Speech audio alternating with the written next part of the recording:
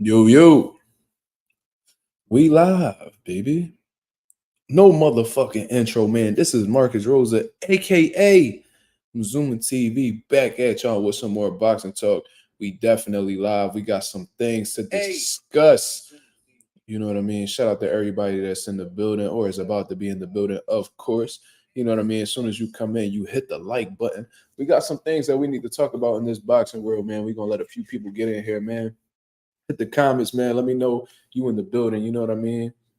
We're gonna talk about Cruz. You know what I mean? With him possibly vacating the WBA title and moving back down to 135. It seems like he gonna sit down with his team, you know, and figure some things out. And Jon Ennis continues to get ducked in the welterweight division, man. We got to talk about Jon Ennis' next moves that should be made. We should be talking about um, the reason why he may not be getting these fights. You feel what I mean? And all that good stuff, man. So I'm gonna let a few more people get in the building. But until then, man, shout out to Stop Motion MMA, the first comment of the day. My brother, what's going on? Boxing Film, what up? He said Zuma Nation. Oh, that's an absolute fact, my brother. I appreciate you coming on. Miles Jordan says, yo, yo, yo.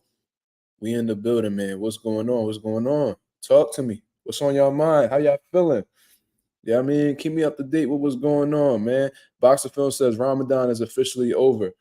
Yo, shout out to all my Muslim brothers that's in the building, man, that went through that month of Ramadan, man. I hope it was a great experience for everybody. You know what I mean? I hope that they grew stronger in faith, you know what I'm saying? And they continue living the lives that they live, man. Muslims are some of the most strongest people mentally that I've known, man. I've grown a great deal of respect for Muslims since I've started seriously devoting myself to training fighters, man. To see what these people go through in training camp, you know what I mean? Pray 5 times a day, you know what I mean? Fast, you know what I mean? And all that stuff. And crazy circumstances, they able to, you know, remain resilient, man. Is something admirable. You know what I mean? So shout out to my Muslims out there, man. And congratulations for going through another year of Ramadan. You feel what I mean? Another month, but you know, a new year going through the month of Ramadan. You know what I'm saying? Um, how incredible would it be if Barroso knocked out Isak Cruz? That would be absolutely insane. But they be calling they be I think they be making fun of Barroso sometimes, man, because he looks like an older person. He is an older person. He's old for a boxer. You see what I mean? But they be calling him the people's champ and shit like that, man. You know what I mean? I highly doubt that'll happen, honestly. Being like trying to be as fair and objective as possible. But if that were to happen, that'll be like some shit out of a movie for sure. Boxer Film says, "Do you know anybody on YouTube who's Muslim?" I don't know about YouTube. I don't know about YouTube. I don't know anybody on YouTube that's Muslim per se. I don't really engage with like the YouTube community like that to know people's religion, but I know a lot of fighters. I know a lot of people in the boxing world that are Muslim. You know what I'm saying? So yeah. So that I mean that's I don't really know anybody on YouTube that I would say is a Muslim. I'm not sure. But I do know I got a lot of fighters. Well, I know a lot of fighters, and I have a fighter who is Muslim. You know what I mean? Boxer Film says Pitbull really wants that Davis fight. Oh yeah, that's a fact. Bernard Hopkins is a Muslim. Mike Tyson is a Muslim. Devin Haney, Bill Haney, Julian Williams, Stephen Fulton, um, Carl Dargan. That's in Philly, of course. But there's I mean Gervonta Davis, obviously. Now he's a Muslim. Jermaine Ortiz is a Muslim. I mean, RIP to him, but Brother Nazim Richardson was a Muslim. There was a lot of them, man. You know what I'm saying? But shout out to he said Abdul Wahid. Yeah, that's Tank. Mm-hmm. Muhammad Ali. Oh yeah, Muhammad Ali is like the biggest example of somebody in boxing that's Muslim. Yeah, absolutely. You say you respect the hell out of Julian Williams, true Muslim. They really live that life, man. You got to respect them for the sacrifices they make. You know what I mean? It's a dope thing. But let's get into some conversations, man. We got 10 people in the building, man. I only see 4 likes, though, man. Come on, y'all. Let's hit that like button as soon as you come on in, man. Let's get the likes up, man. Let's tweak the motherfucking algorithm. You know what I mean? Let's get this shit on the up. You feel what I mean? We got some things that we need to discuss. But let's talk about Cruz first, man. I thought this nigga name was Isaac the whole time. But I seen how the way they spelled it. It has 2 A's. I was spelling it wrong this entire time. So it really is Isak. He said nobody's didn't go out as usual. It is what it is, bro. The subscribers going up though. I think we got like 20 subscribers and almost 20 subscribers in like 2 days. So we working, we building. You know what I mean, piece by piece, we gonna get where we need to go. You feel what I mean? So I ain't really tripping. And the watch time has been doing phenomenal as well. You know what I mean? So I can't really complain. It is what it is.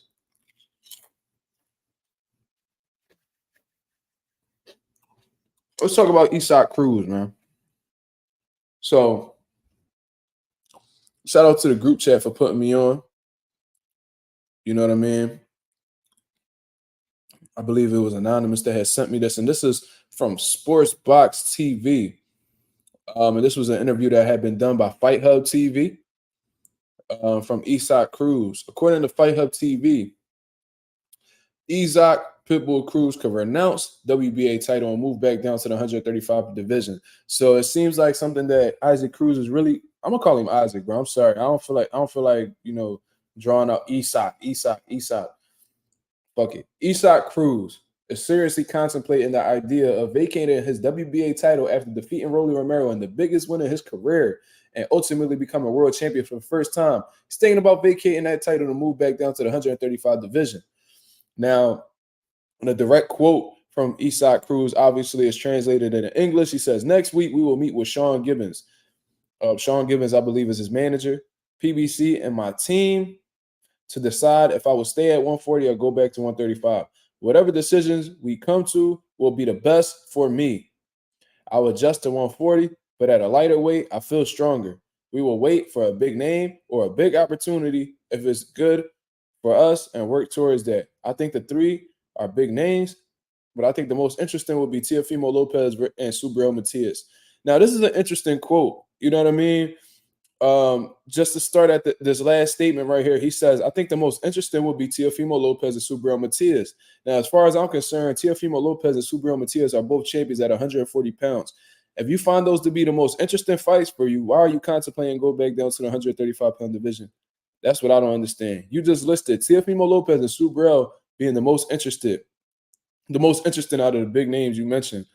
Both of those guys are at the 140 division. So what other reason would you have to go back down to 135? And just like my guy has said in these comments, I believe it was Boxing Film that has said it, you could just tell that Isaac Cruz is really willing to wait for this Gervonta Davis fight. You know what I mean?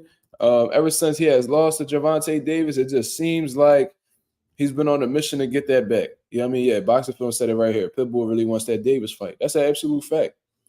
And within this quote, he lets you know. So he says, we will wait for a big name or a big opportunity if it's good for us and work towards that. So he's blatantly letting you know that he's willing to wait for his opportunity. He will stall out. I wouldn't necessarily say stall out his career because, Isaac going to stay active. You know what I mean? He got a family to feed.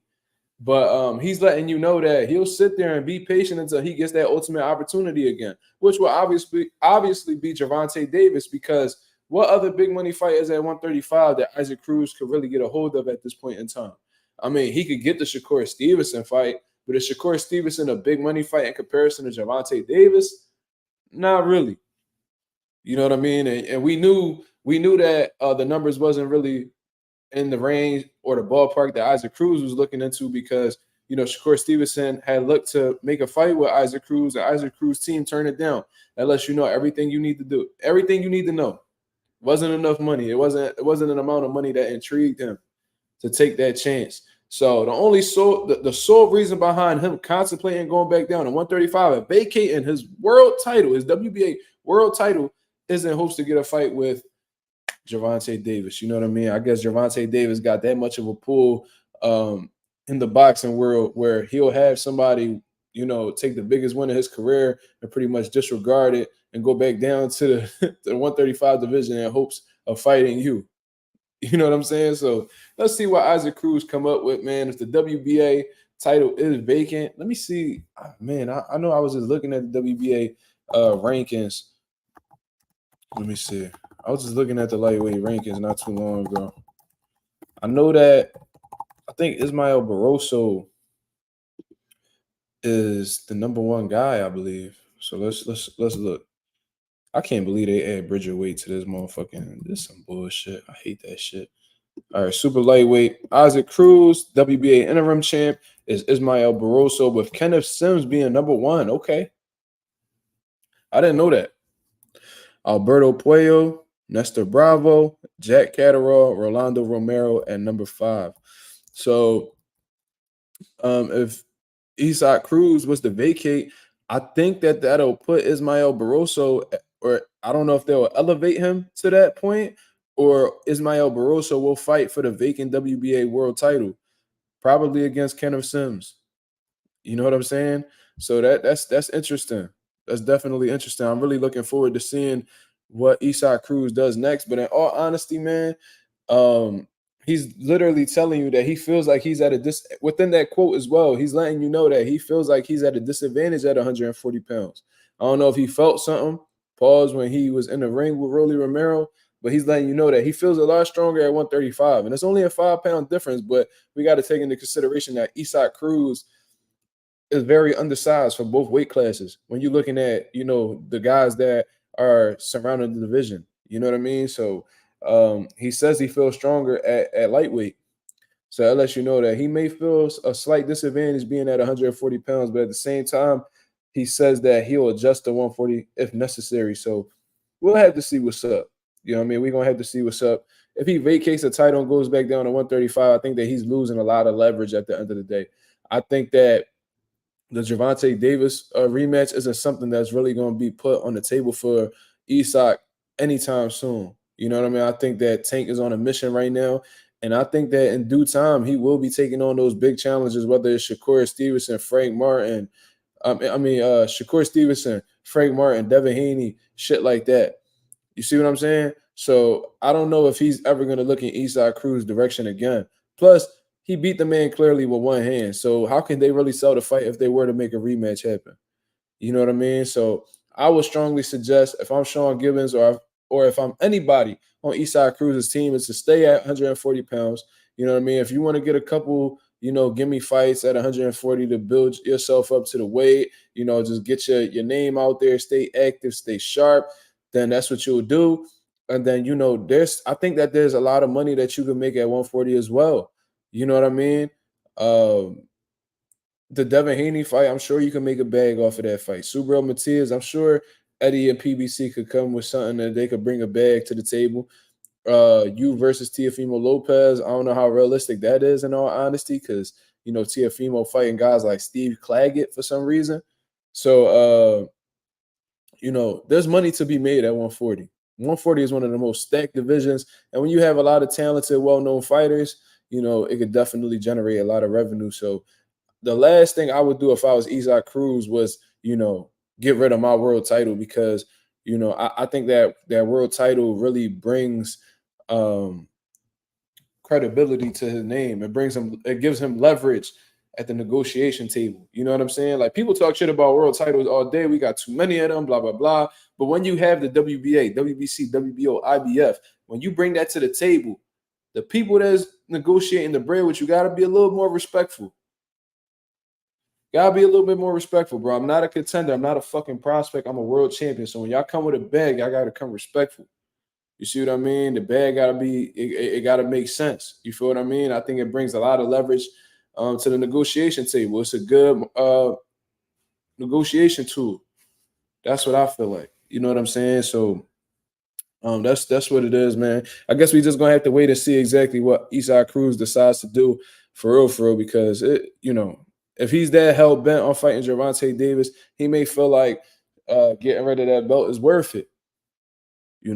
So we'll just have to wait and see. I think honestly that it'll be a dumb move. That's what I think. Savvy says, If he vacates, that's just foolish for real. I agree with you 1,000%. Shy Rider West Sider says Cruz better take his back down to 30 or 35. Everybody at 40 could dust him out, minus trash ass Rolly. Appreciate the comment, my brother. But at the same time, whether you say he gets dusted off or not at 140 pounds, we can't deny that there's some bags that could be made for Isaac Cruz that could set him and his family up for a long time if he makes it happen. You know what I mean? I think that at 135, there's one big money fight for him, and that's Gervonta Davis. But at 140, there's multiple solid bags that could be made too. So I would really stick with 140 because I think that it's more likely that you'll get a big fight up there in comparison to Gervonta Davis, spinning the block to give you a rematch. I don't know if that's possible. Or I don't know if that's something that he really wants to entertain right now. They asked Tank. They're like, yo, you rematch Isaac Cruz? He said, fuck no. And I don't know if his mind has really changed since then.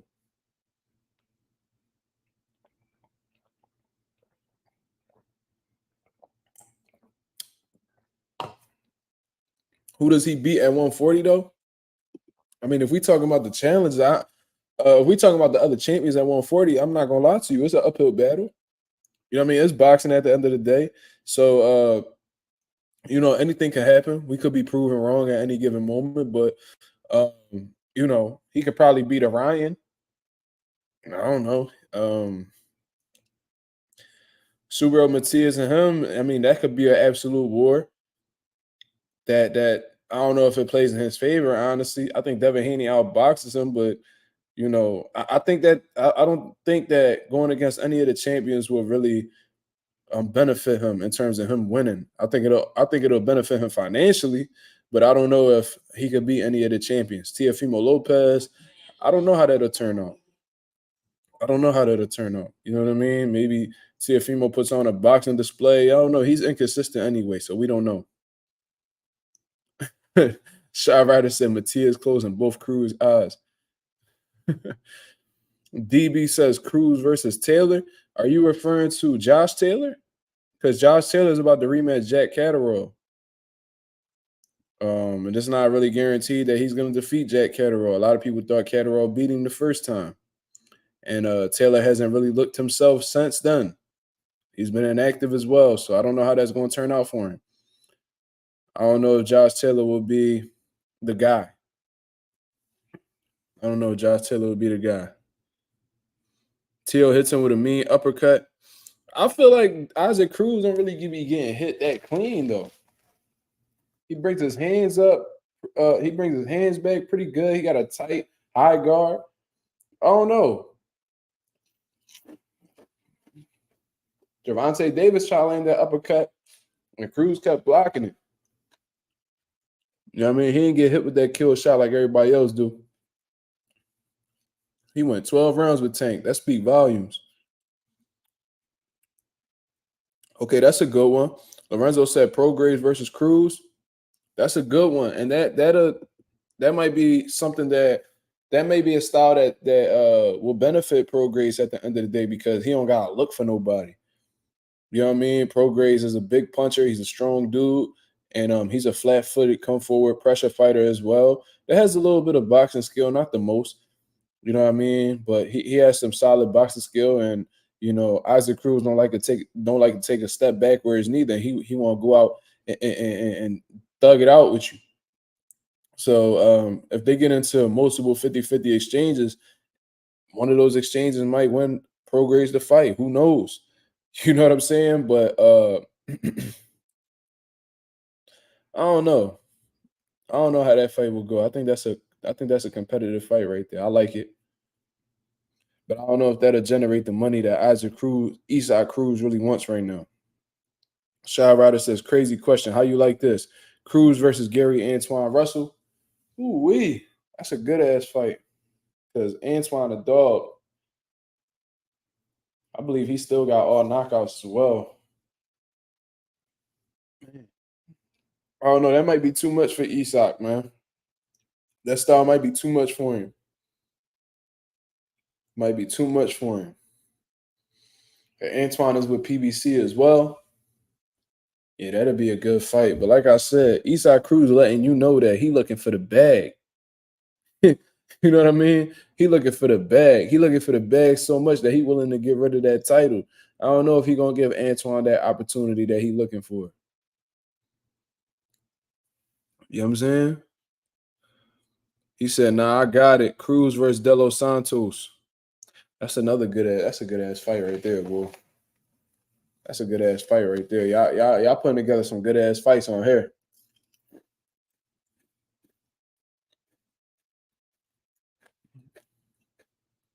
Boxing says, Boxing Film says Santos will beat the dog shit out of Cruz.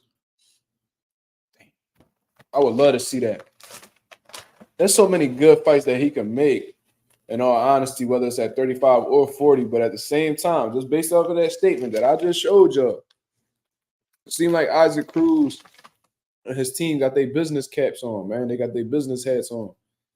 So I think that they're in a position right now where they feel like the next fight they take got to make sense.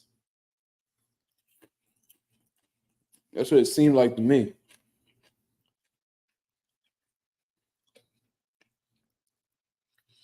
Shy Rider says, so he looking for the easy bag.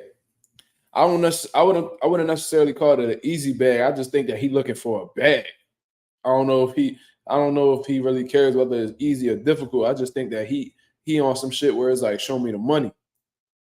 But you go on to say, or if the money was right, do you think he'd take the Gary Antoine Russell fight? I mean, if the money right, why not? Why not?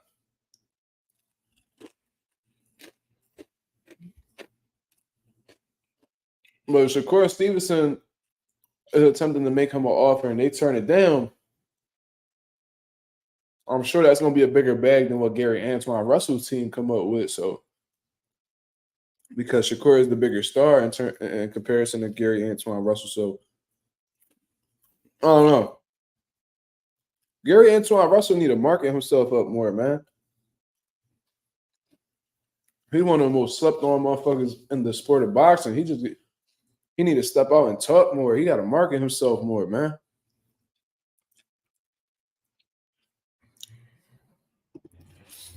Lorenzo says, not to go off topic, I was watching some Frank Martin highlights.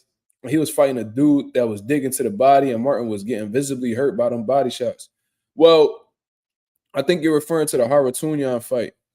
And that was something that I really picked up on. I watched the full fight, and I was like, okay, Frank Martin, he's solid with his defense upstairs. You know what I mean? He fights practically like Errol Spence in a way where they don't really have no upper body movement. They don't really got no head movement. They pick shots off with the high guard, walk to you. They steppers. You know what I mean? They go out and get it. You know what I mean? They try to break you down piece by piece and pretty much beat you into submission. But when I seen that Harutunian fight, I did notice that he was extremely successful with the body shots. You know what I mean? And it was a difficult fight for Frank Martin. I mean, he did what he needed to do. He secured the win in the last round or whatever. But I seen some open body shots, and I'm like, yo, Tank is a very hard punching fighter. Not only that, he places his shots very well, especially to the body. If you watch that Jesus Cuellar fight, he placed some beautiful body shots against him, and that was a version of Gervonta Davis that is not as experienced as he is now. So if Frank Martin don't tighten up on his defense downstairs, he could get clipped with a good body shot or even stop to the body. So he definitely need to tighten that up because that's a hole that I've seen in his game as well. The lack of upper body movement and his inability to defend body shots. You feel what I mean? So, yeah, that's something I definitely noticed. Boxing Film says, why are people wanting Shakur to move up to 140 when he only has 2 fights at 35?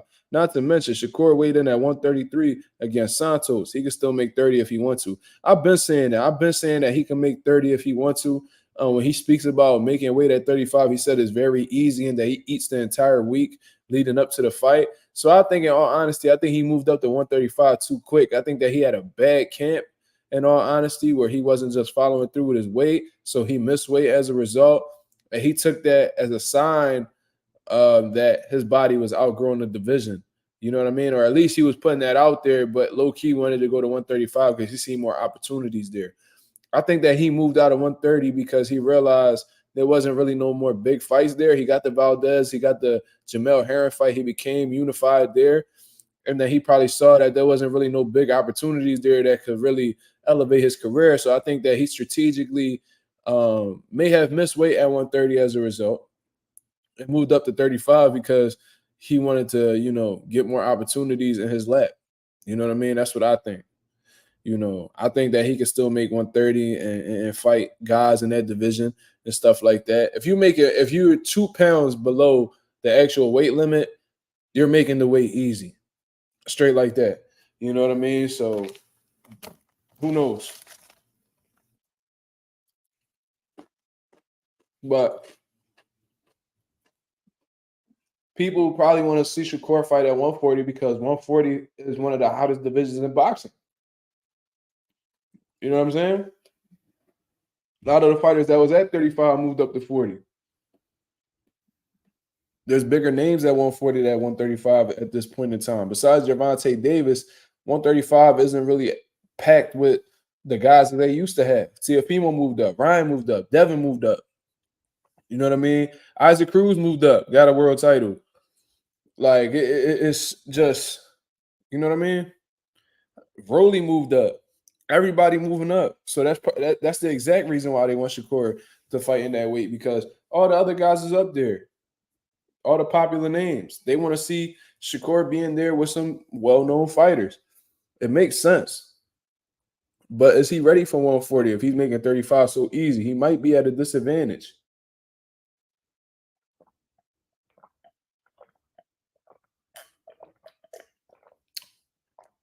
You know what I mean?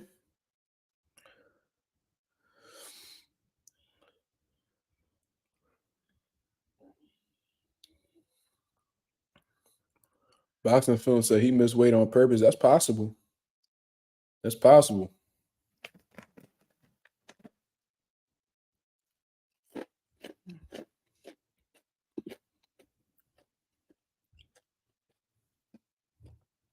Plox Newt says, you think Cruz has a chance against Tank Davis in the rematch? I think that Gervonta Davis dominates him the same way. You know what I mean? May possibly even hurt Isaac Cruz because he doesn't have the hand injury at this point in time. But Isaac Cruz is game. He's game. You know what I mean? He's a dog in there.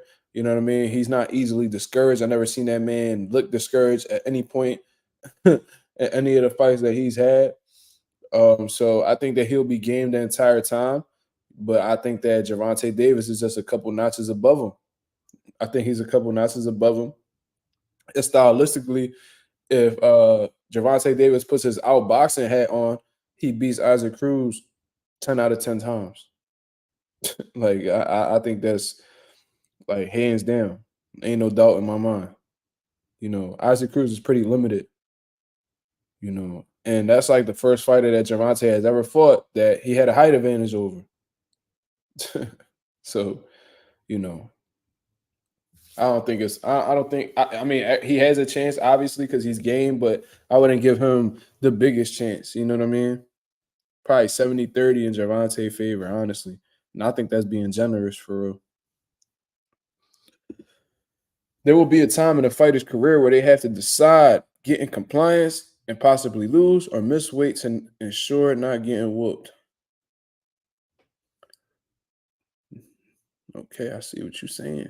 My boy Ralph in the building. He says, do you think his team isn't too confident in Cruz's chances at being some of the top guys at 40?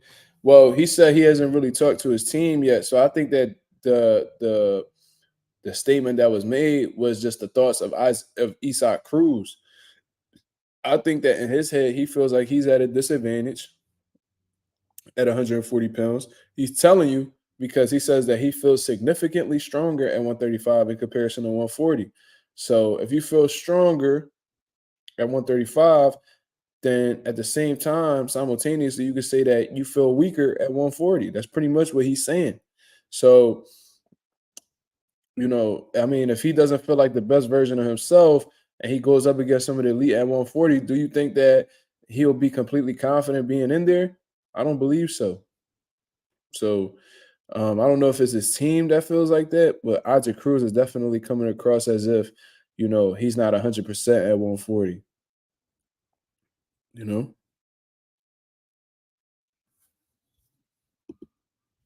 Rouse says Tank stood in the pocket with Cruz at points. I don't know if y'all peeped it, but like in the 5th round, Tank had Isaac leaking. I mean, yeah, yeah, I definitely seen that. Javante, he's very well rounded. He showed a whole new wrinkle in his game against Eastside Cruz. I didn't know that he was that fluid, like in the mobility department. You know what I mean? Setting traps, boxing, turning his guy. Like you never really seen that from Javante because he never really needed to do it. I mean, he never had to really outbox guys. He walked the guys, he set his punches up. He puts combinations together. He hurts you, he gets you up out of there. You see what I mean? With Eastside Cruz, he realized that he had to switch up the game plan because if he would have sat there and took the same Gervonta Tank Davis approach, it'd have been a more it probably would have been, a grueling fight because Isaac Cruz, that's all he know is war.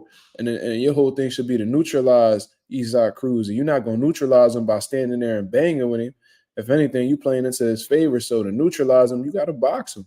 There's some people that you got to be on the back foot against in order to have the best success uh, possible.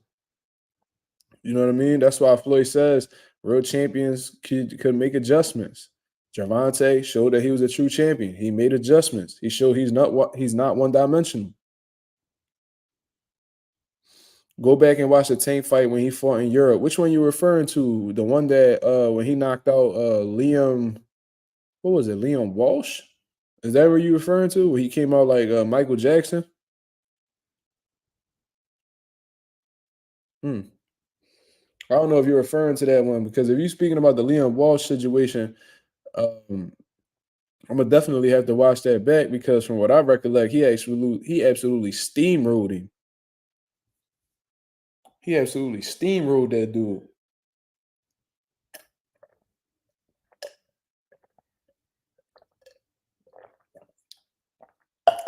So yeah, man,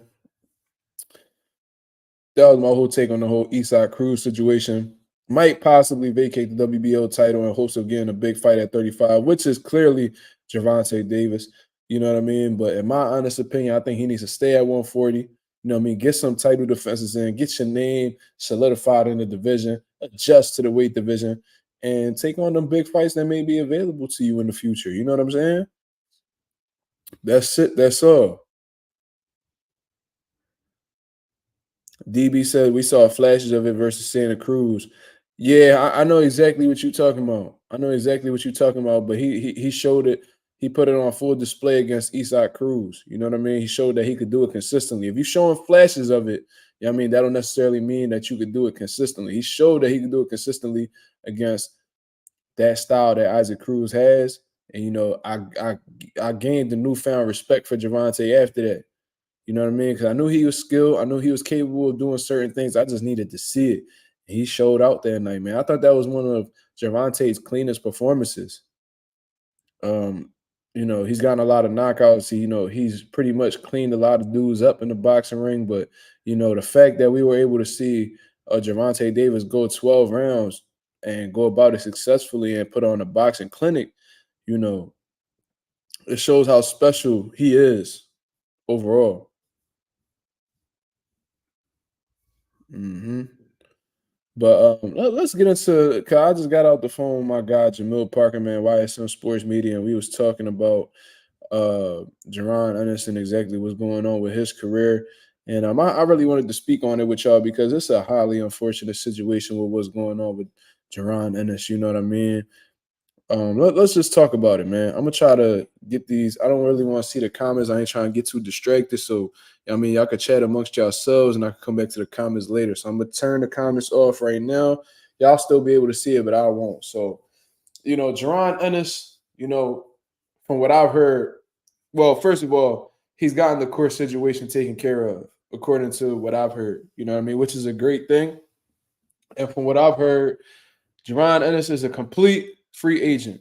He's not tied to any promoters or anything like that. So that's great news. He was able to get that out of the way. That was a tribulation that he was going through at one point in time. And we wasn't sure how long it would have taken to, get that out of the way, because it took guys like Mikey Garcia a couple years to get that court situation handled. So the fact that he was able to do it in that quick of a time frame is a blessing. You know what I mean? It's definitely a blessing. But let's talk about Gervonta Davis. Jaron Ennis. Sorry, Jaron Ennis. Sorry if I said Gervonta Davis in the past. Jaron Ennis. He got that court case out of the way. He's a complete free agent right now. So let's talk about exactly what's been going on with him in terms of, opponents and stuff like that, right? So after he defeats Romain Villa, man, he was on his stock was at an all-time high. You know what I mean? People were talking about him nonstop, kept attaching his name to the other elite guys at 147 at the time. Bud, Spence, you name it. They were talking about how he was the new kid on the block, blah, blah, blah. Since then, he's been inactive, right? So I recall a time around March 31st where Mario Barrios was supposed to fight Jaron Ennis, right? But according to Mario Barrios, or what they heard from Mario Barrios, he wasn't going to take the fight at the time because he was about to have his first child. You know what I mean? That was something that we was rocking with for a while, but according to the information that I had got, that was cap. You know what I mean? There was a conversation that was had with Mario Barrios' trainer. And the reality of the situation is, man, he didn't fight Jaron Ennis because of the money. You know what I mean? They wanted a little bit more money, and they wasn't able to get it. So they moved on from the situation. Now, according to Premier Boxing Champions and the undercard that they had posted, I just had it right here. Let me pull it up for y'all. On the Canelo versus Jaime Munguia PBC pay-per-view, Canelo Promotions presents Canelo versus Munguia pay-per-view undercard announcement. We have Mario Barrios versus not Marcos Maidana, but his little brother, Fabian Midana. Y'all heard it right. Fabian Midana, right? To follow that, it'll be Brandon Figueroa versus Jesse Magdaleno. Cool. Then we got Stanionis against Maestre, right? Let's talk about, before I get into Jaron Ennis, let's just talk about this undercard, man. This is absolute garbage. This is absolute garbage. This shit is terrible, bro. This is absolutely terrible. I just went back to the comments, man. Shout out to Texas 16 South for both of the super chats that he had just dropped off, man. It is very much appreciated. You heard me right, though. Not Fabian Midana. Not Marcos Maidana. Fabian Midana. Marcos Maidana's little brother, man. So let's take a look at Fabian Midana's box rec. I'm gonna share the screen for y'all so y'all can look at this with me. You know what I mean? Fabian Midana. Let's share the screen right here. You know what I mean? Because I try to be as transparent as I can be with the people. You feel what I mean? Let's take a look right here. So Fabian Midana is 22-2 with 16 knockouts, man. 31 years of age, 5'9", 72 inch reach. You know what I mean? Ranked the number 1 welterweight in Argentina and ranked 47 in the world. 3 stars. Okay, cool. So let's look at what Fabian Midana has been doing lately. So in his last loss, he lost to a 5-1. A 5-1. Now let's look at this bout right here. Fabian Midana was 18-1 at the time, and he lost to a 5-1 with somebody who don't even have a fucking profile pic on BoxRec. Francisco Mercado. I don't know who the fuck that is. I'm sure y'all don't know who the fuck that is. If y'all look on Facebook, you might see somebody drunk uncle at a barbecue. You know what I mean? At a quinceañera or something, sipping on a fucking Corona. I don't know who the fuck Francisco Mercado is, but he lost to him. Clearly, too. Look at that. Look at those scorecards right there. 58-56, 59-55, 59-55. He got smoked. He got smoked in the 8. Hold on. An error by the referee stopped the bout, so I went to the scorecards. Okay. But regardless, he took an L. Right? Since then, he has beat a 19-13. in his home country, a 15-3, a 9-5, and 11-4. Because he fought these 4 guys coming off of that loss against a 5-1, all of a sudden he is in line to fight for the WBC interim title.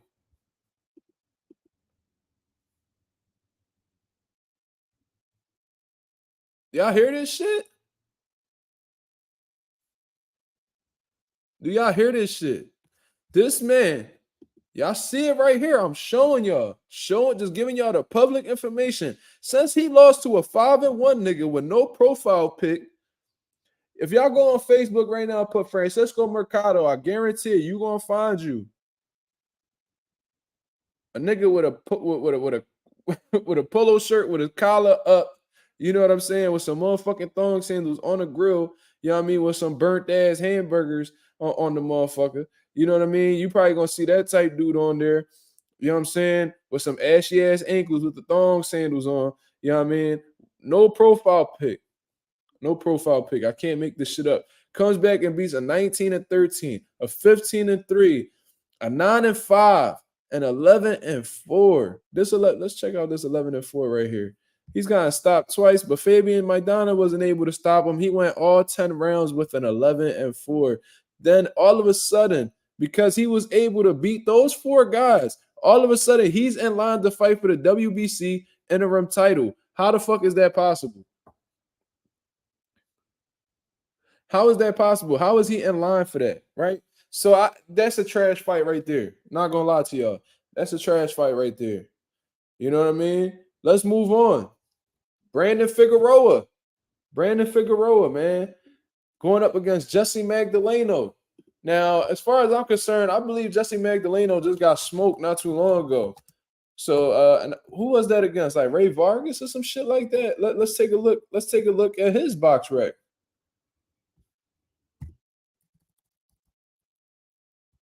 Oh no, wait, hold up. No, I'm sorry, y'all. I got my information wrong. So he lost to Isaac Dogbe, which was a solid guy at the time. He got I remember that. He got dog walked. I remember that. But he's coming off of a loss to Raymond Ford. He got dropped in rounds 4 and 11. He has not bounced back since then. But all of a sudden, he's in line to fight for a WBC interim title.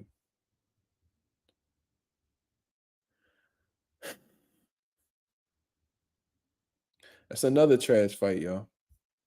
That's another trash fight. So let's move on. Let's go to Stanionis versus Maestre. Now, Stanionis, he's been inactive for a long time, and that was a PBC fault, in all honesty. It was just a series of unfortunate events that had happened with Virgil Ortiz. And, you know, he was supposed to fight Keith Thurman at the end of last year, but that card was scrapped as well as Showtime walked away from the sport of boxing.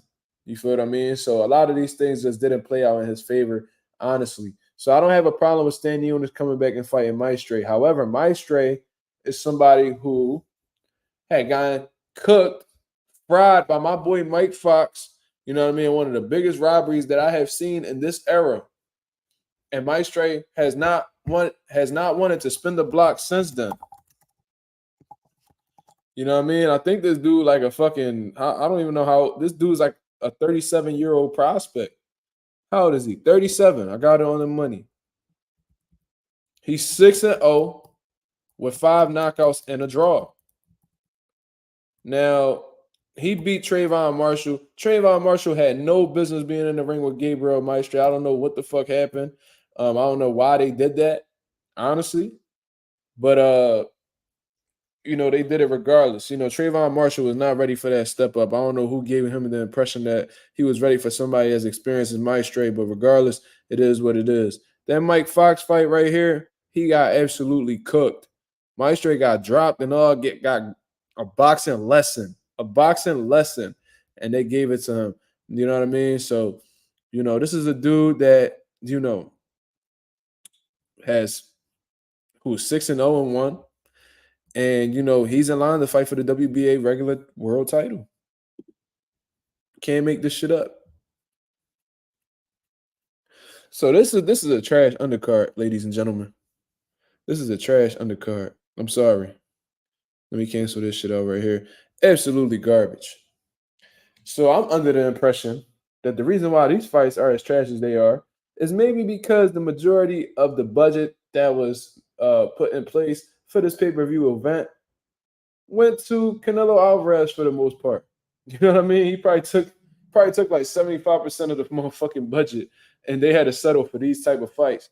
Now, I'm kind of confused, kind of caught off guard by this situation because we about to wrap this back up to we gonna wrap this right back into to Jaron Ennis. I was under the impression that Mario Barrios wanted to smoke with Jaron Ennis. I was under the impression that the next fight was gonna be Jaron Ennis versus Mario Barrios. So I'm kind of confused at the what the fuck is going on, and why the hell is Fabian Midana somebody that takes priority over Jaron Ennis? Absolutely confusing. Absolutely confusing, bro. I'm not really understanding of that at all. You know what I mean? But from what I've heard, it wasn't because Mario Barrios was having a kid or anything like that. It was because the money that they was being offered to fight Boots was not enough. You know what I mean? This is what I heard from, Mario Barrios' trainer, from a source talked to Mario Barrios' trainer. That's what they said. And the same thing could be said about Cody Crawley, because Bozy Ennis said that they had offered Cody Crawley $300,000 and he turned it down. You know what I mean? So they feel like more than $250,000, slightly more than $250,000 is not enough to get up in that ring with Jaron Ennis. You know what I mean? I think it's a series of things as to why Jaron Ennis hasn't really been getting these opportunities. But for the most part, it seems like the money is the biggest issue, right? Now, Jaron Ennis is a complete free agent as of right now. He's never been a PBC fighter. I want to make this clear for y'all. Jaron Ennis has never been a PBC fighter. He's done business with PBC.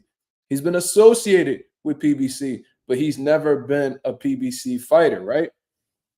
So it's a situation where we start to really get into whether Jaron Ennis should sign with PBC or not. Is this a valid discussion? Will this really change anything? Let's really think about this shit objectively, right? Because, Jaron Ennis might be limited into who he could fight from the PBC, because the PBC may feel like they might have this perspective where they're saying, why would we sacrifice our fighter to you when you're not signed with us? You know what I mean?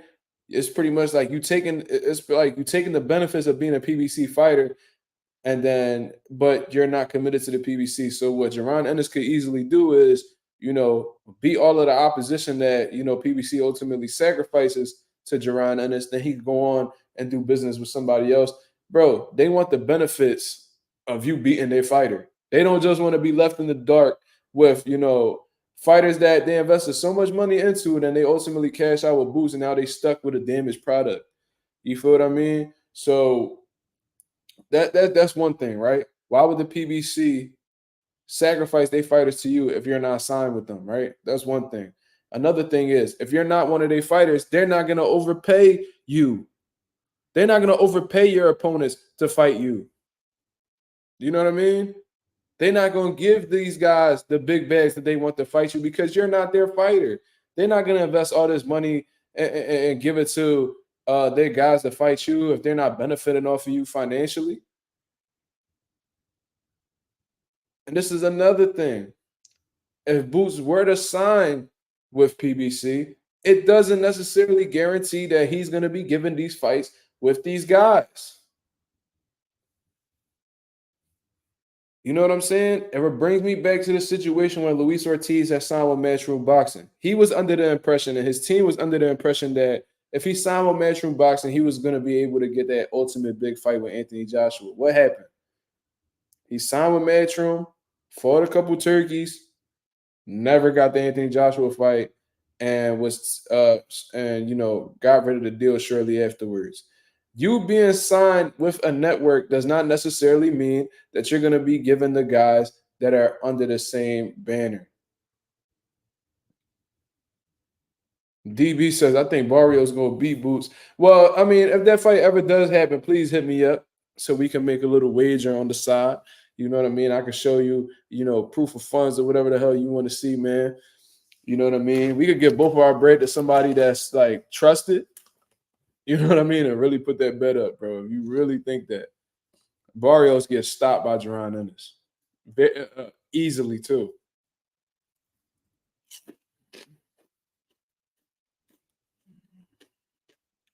Okay. If you don't think Jaron Ennis is that dude, that's your opinion. But I know him. And I know what he get into. You know what I'm saying? I know what Boots get into. He's a real life monster. I'm telling you something good. So yeah. So it's pretty much I was chopping it up with Jamil. He pretty much said that it was a double-edged sword. You know what I mean? It's a double-edged sword because on one end, how can I really say this, man? Because this is a difficult situation for Jaron Ennis, man. Because it's like if I sign with you guys,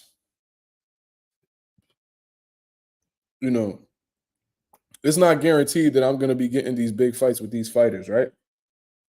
That you guys have in y'all stable. And if I don't sign with y'all not gonna put up the money necessary to convince these guys to fight me. So it's like it's a real difficult situation. Do I stay a free agent and hope that eventually these fights fall in my lap? Do I sign with them and hopefully these fights are made are made in my favor and hopefully I can get these big opportunities? It's a lot, bro. It's definitely a lot. But my whole thing is, in terms of signing with the PBC, I think that Jaron Ennis needs to have a more optimistic outlook on things because, in all honesty, you never really gave them an opportunity to showcase their magic, like Jamil said. You know what I mean? You never really gave them the opportunity. You won't really know unless you try type shit. Do you feel what I mean? But it's crazy. This dude's really this dude is really serious. He really thinks Barrios will beat Boots. Crazy as hell.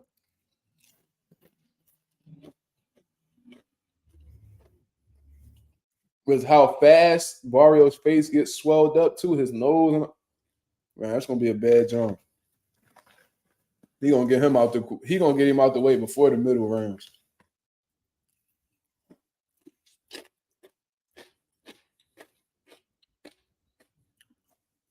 He'd be out of there by 6.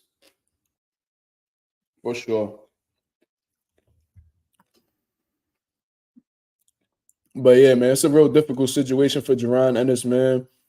It just seems like he can't really get those fucking names right now, bro.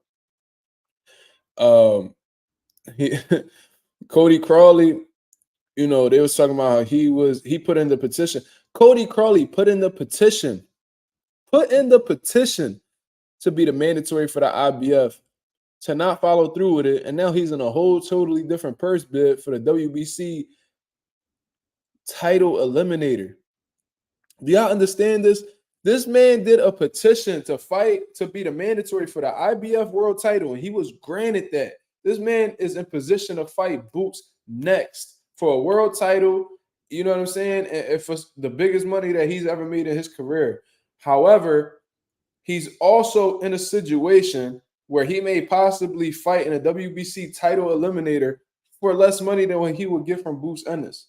So Boots, more money, world title. But you're contemplating the idea of taking less money in a title eliminator where there's no title guaranteed. It's not a title shot. It's a title eliminator. Why the fuck would you even put that petition in if you're going to contemplate fighting for another sanctioning body? That makes no sense at all, bro. This is an absolute duck. This dude, Cody Crawley, is one of the biggest pussies in the sport of boxing, bro. Hands down. Hands down. And the thing is, with these guys talking about Boots don't bring nothing to the table, you know what I mean? Like these are guys that aren't winning world titles feeling like Boots is not worth it. He don't bring enough money. Where else are y'all going to be getting $300,000 from in the welterweight division? Because that's what Cody Crawley turned down. He turned down $300K to fight Jaron Ennis. Where else are you going to find in the current state of the welterweight division Where else are you gonna get $300,000 from? Because you're not gonna fight Bud. Bud at 54. You're not getting that. He vacating them titles at any moment now. Errol, he at 54. You're not getting that fight. Keith, that boy injured. We don't know when the fuck he coming back. Sean Porter, retired. Ugas, that nigga got 1 foot out the door.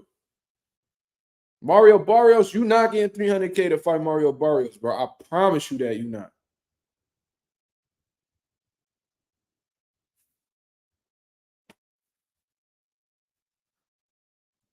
Yo, fuck is these noises I'm hearing outside? He said I've always had Thurman beating Spence too. Wow, that's interesting. You got some controversial takes, my brother. But you say you from St. Pete, Florida. Ain't Thurman's boxing gym in St. Peter's, or I'm tripping? Are you Keith Thurman?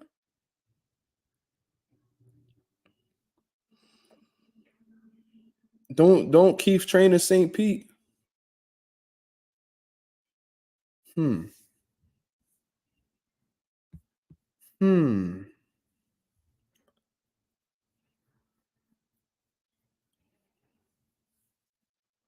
That's interesting. DB, are you Keith Thurman? Do you play a flute, nigga, in your spare time? Did you just have surgery on your bicep?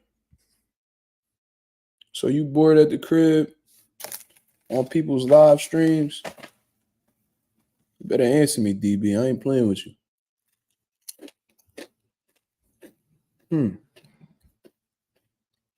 I swear Keith Thurman boxed out of a gym called like St. Pete's Boxing Club or some shit like that. Hold on.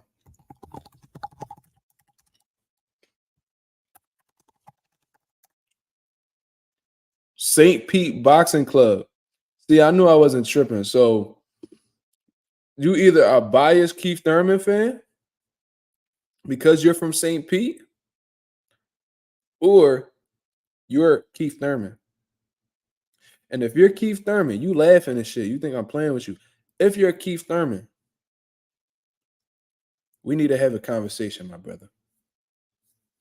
If you know Keith Thurman, you better tell him Mazuma TV looking for him, and I ain't fucking playing with him. He got some questions that he need to ask. He need to have his feet held to the fire. You know what I'm saying? Do you know Keith? I knew that shit sound familiar. He said, all right, now you got me. All right, now you just trolling. You just trolling.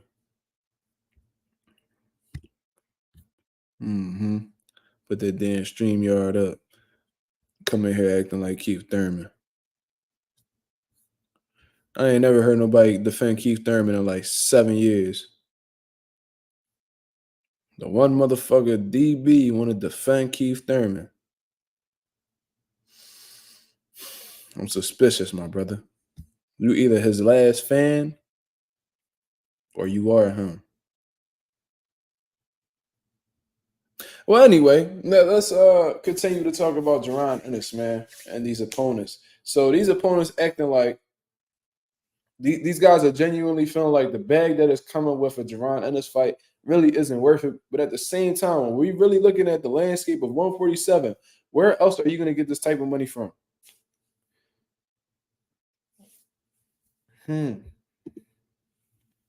Nah, my boy used to box with him, but I don't know him.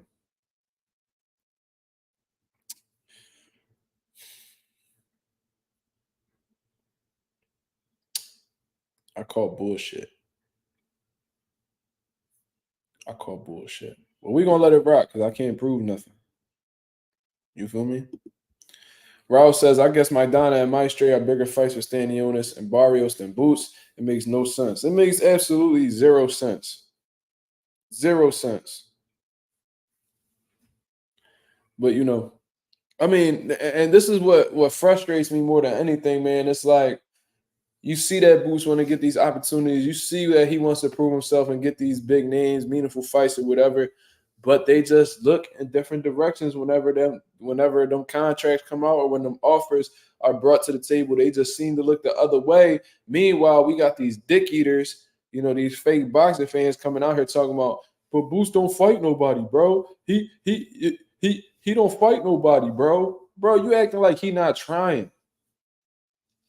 What you could do, it take two motherfuckers to fight.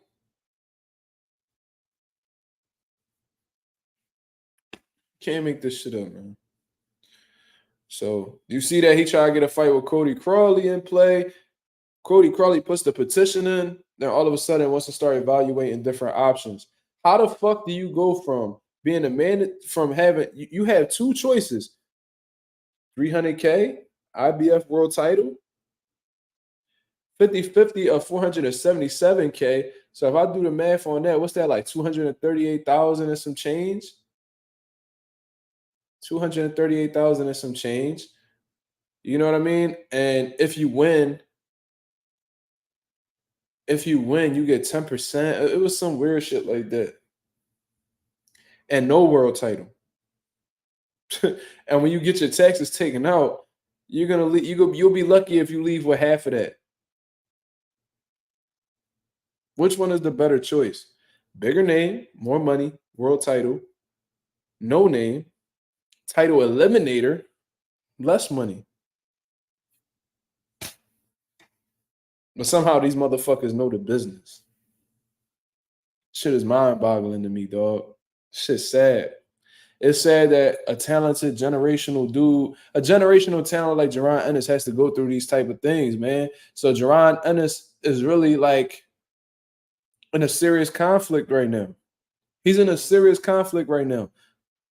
Do I sign with PBC and hope that they get me these meaningful fights that they're already offering and they turn it down? Or do I remain a free agent and hope that,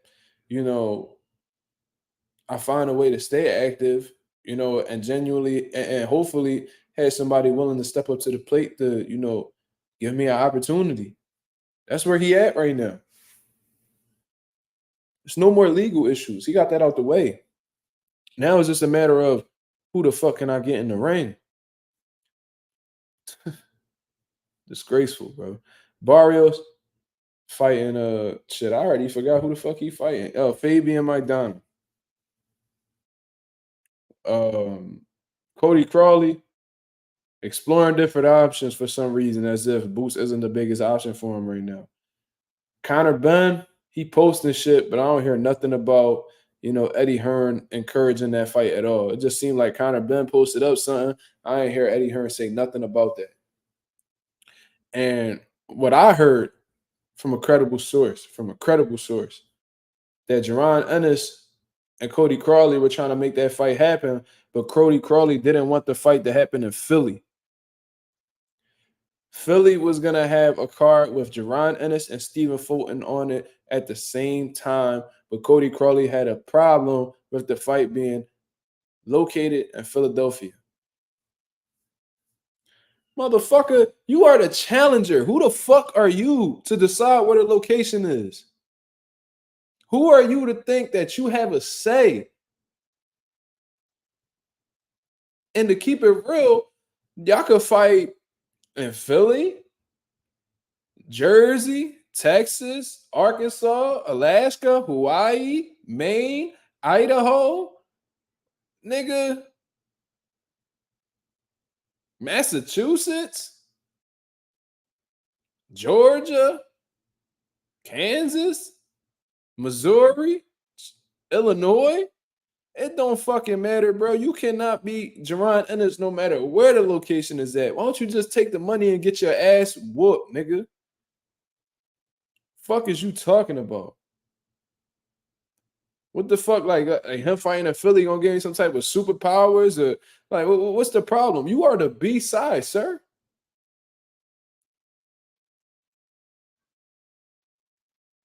You bitching about Philadelphia, bro. You bitching about the fight being in Philly. If you pussy, just say that.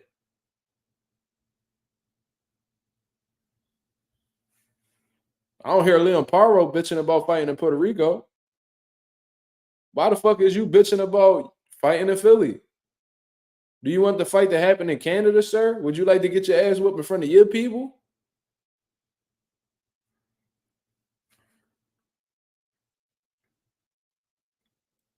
I don't get it. This dude Cody Crawley is a turkey, bro. I would love to get in contact with that man. Pause. That should be in your living room and you couldn't do nothing with that man. With a gun in your hand. Oh my God. These dudes is certified turkey, bro. I'm not like, bro, this is how pussy fighters are nowadays. Where they be total challengers, haven't done anything in the sport of boxing, never won a world title, but then talk and act like it.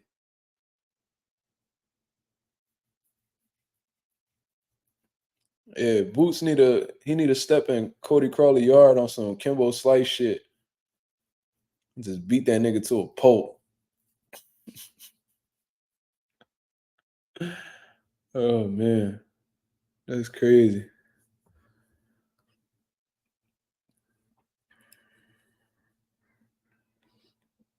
That's a fact, bro. It's like it's just weird to me, bro. Like you just looking for a way out, bro. You bitching about the location of the fight, bro. You're not a star, bro. You don't produce any ticket sales. If you feel like the fight could sell somewhere where you could possibly sell out, why don't you suggest that then? You're not selling out in your hometown. You know what Earl Spence told Sean Porter? He said, bro, you couldn't even sell out your family dinner. Cody Crawley is that. That motherfucker couldn't even sell out in his own hometown. He couldn't sell out in his neighborhood. The motherfucker couldn't sell out in his kitchen, living room, basement. Motherfucker couldn't sell out a fight in his attic. And you over here bitching about fighting in Philadelphia where Boots actually sells tickets. Every time I ever seen Boots fight in Philly, he sold that shit out. Whether it was at the Sugar House Casino, whether it was at the 2300 Arena, you name it, that boy had Jaron Ennis fans all over the place. Bro, I knew about Cody Crawley because he was on a couple undercards, and I didn't think anything really too crazy of him. I was like, he got dog, you know what I mean? He could box, he got skills, he got a lot of grit and determination, but nothing really special. You know what I'm saying? Like it was nothing that was like extraordinary where I was like, yo, we really gotta watch out for this dude. Like, nah, bro, it wasn't nothing like that. You know what I mean? But I guess he just trying to he trying to get the biggest bag possible because he understands he's at a crazy disadvantage against Jaron Ennis. He know he ain't gonna beat that boy. So before he get in there and lose to him, he want to get the biggest bag possible. I understand it, but that don't you know take away from the fact that you pussy. I seen him fight Josecito Lopez. Out he just outworked him, out hustled him. Then Abel Ramos. Those are the two fights that I seen from him. They were all on undercards. Now let me check. Let me take a look at when these fights were. Okay, so last time I seen Cody Crawley fight was on Benavidez and Caleb Plant undercard. Then prior to that, when he fought Josecito Lopez, that was on the Earl Spence versus Udanis Ugas card. So I seen both of those fights, and I got an idea of who he is. And if he come out acting aggressive like that against Boots, he getting stopped quick, fast, in the motherfucking hurry. You know what I mean? Big toe hanging out the body bag type shit. You know what I'm saying? So that's just what it is.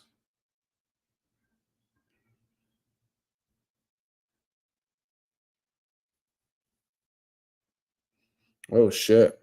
So shout out to my boy Anonymous for sending this in the group chat. Yeah, Subrel locked the fuck in. That boy he got a whole goatee going on. He always had a clean face, and he locked in over there in camp. Let's see. This video, this interview, please give me the opportunity. Shout out to Mill City for getting that interview with Subrel. That's dope. Well, Subrel Matias has a message for Regis Prograde today, man. Matias isn't really a big fan of Regis Prograde because I remember at one time Regis was champion and Subrel wasn't. Subriel was looking to get that smoke with Regis, but Regis kind of like, disregarded him. Where is Subriel training at? Well, lately, I believe Subriel has been doing training camps in Mexico. But I don't know where he's at this point in time. But I know that the last couple of training camps he's done has been like in like high elevation somewhere in Mexico. They pretty much keep him over there for a long time. You know what I mean? High altitude training and shit like that. But I don't know where he's at right now. But it seems like Subriel has a message for Regis Prograde, and it sounds like he's saying it in English. So let's check it out. Yo, program, when you see this video, this interview, please give me the opportunity to show the world. I'm gonna send you to the hospital to fight me. Please give me the opportunity. I'm gonna send you to the hospital, and you know it. That boy English getting better, ain't it? When you see this Yo, I never seen somebody so excited to send somebody to the hospital. That boy Subriel, that boy crooked, bro. Something wrong with that man. Something really wrong with that man, bro. I never seen nobody that elated to want to put somebody in the hospital. Usually, when people be like, yo, I send you to the hospital, they coming from an angry point of view. You know what I'm saying? Where they like, man, I'll do this to you. Subriel is smiling while telling you, yo, I'm gonna send you to the hospital, dog. Like, yo, you know what I'm saying? Like, I'm telling you, give me the opportunity. I'm gonna put you in the hospital. Like, that's like a crazy mentality to have, bro. This dude crooked. I'm telling you, something wrong with him.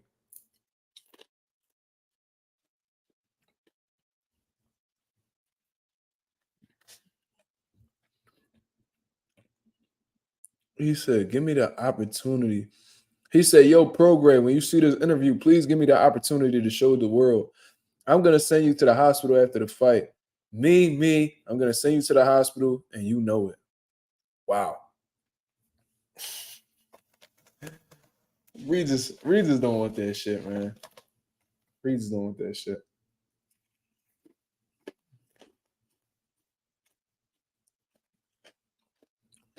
Let's look at this one more time. When you see this video, this interview, please give me the opportunity to show the world. I'm gonna send you to the hospital to fight me. Please give me the opportunity. I'm gonna send you to the hospital, and you know it.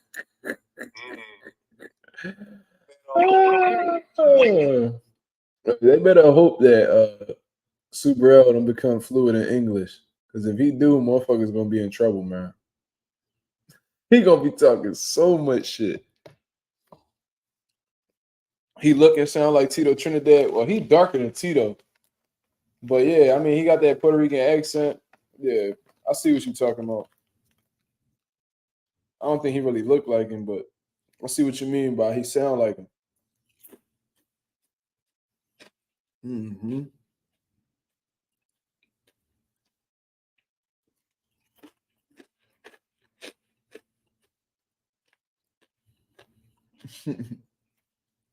Yeah, that boy Subriel shot up.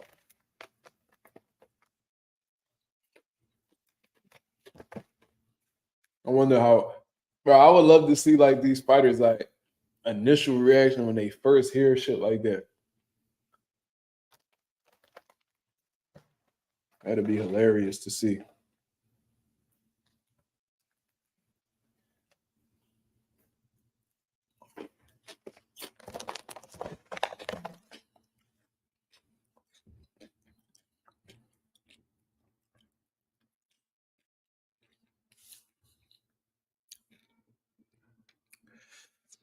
What you talking about? Ricardo lucked out getting that little flash knockdown against him. You talking about Mayorga?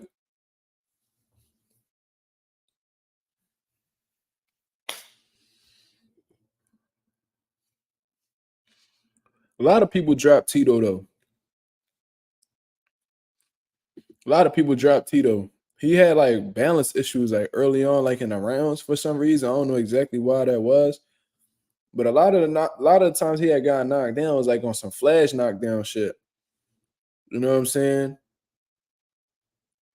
And then it was just what would happen after that. It's like when you drop Tito, it's like you woke up a demon. You know what I mean? And you had hell to pay for that.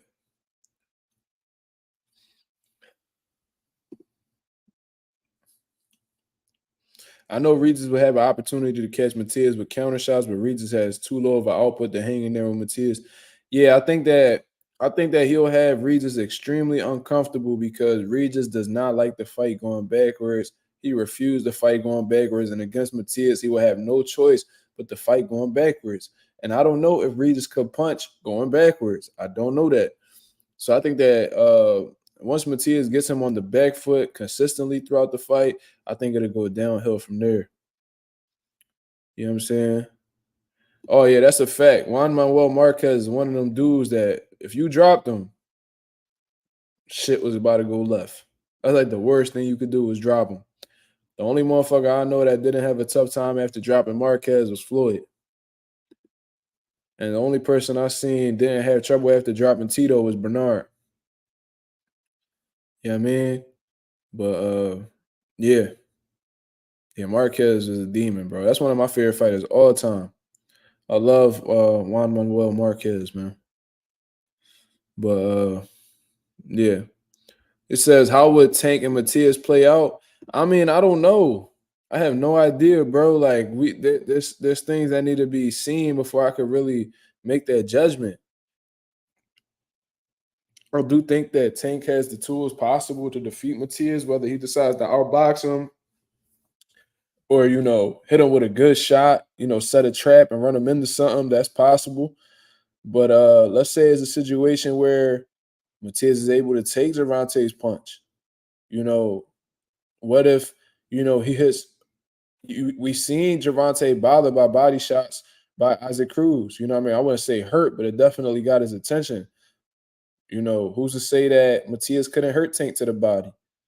You know, that's a lot of things. There's a lot of things that need to be seen before I could really get that answer. But I think it's a tough fight. I think anybody that defeats Subriel Matias is gonna have a really hard time doing so. You could beat him. He has a loss. You could beat him. But I think you're gonna have to go through hell to defeat that man. That's just what I personally think. Anybody who goes up against Matias, you're gonna have several moments throughout the fight where like you second guessing shit. He just has that style. It's the same thing like when you went up against a prime James Kirkland. You know what I mean? That dude didn't stop coming forward, applying pressure. I know there's several points throughout the fight where it's like, bro, is this motherfucker ever gonna stop? Like, am I gonna have success? Am I gonna get tired? It's gonna be some second guessing in there mentally when you in there with somebody like Subriel. Pressure bust pipes. You know what I mean? Now you might have the mentality necessary to continue moving forward and possibly beat him, but there's definitely gonna be questions in your head, like, bro, like when the fuck is this shit gonna get better? Am I doing enough? Does he feel my power? Like it's a lot of shit, bro. It's a lot of shit that go with fighting these type dudes. James is from Austin, Texas. That is correct. I would say his nickname, but that should have paused for real first. I'm gonna just leave that shit alone. Ralph says whether you win or lose, Matias taking years off of your career and life when you leave the ring with him. I mean that's highly probable. You know what I mean? Um, it's gonna be hell.